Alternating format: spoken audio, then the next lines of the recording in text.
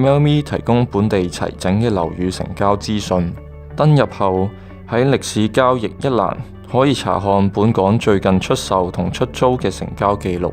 按一下最近出售，頁面會顯示香港樓宇最近一年嘅成交價走勢圖，以及香港島、九龍、新界同離島各自嘅成交價走勢圖。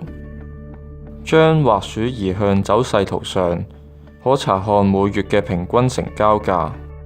旁邊則顯示全香港以至香港島、九龍、新界同離島各自最近10宗嘅出售記錄，包括成交日期、屋苑、成交價同實用尺價。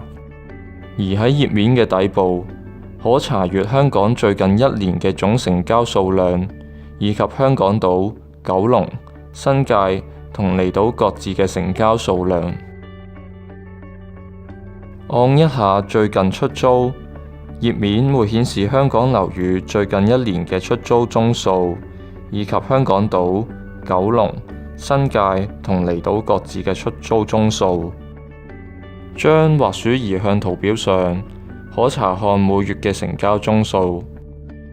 旁邊則顯示全香港以至香港島、九龍、新界同離島各自最近10宗嘅出租記錄，包括成交日期、屋苑同租價。你亦可以利用 Mailme 嘅搜尋器搜尋市場嘅交易記錄同公司內部或個人嘅交易記錄。你可以設定搜尋條件，或直接按下提交鍵查找交易記錄。喺結果列表上，你可以向右拉查看買賣雙方嘅名稱，按下其中一個屋苑，可以查看佢嘅交易記錄詳情。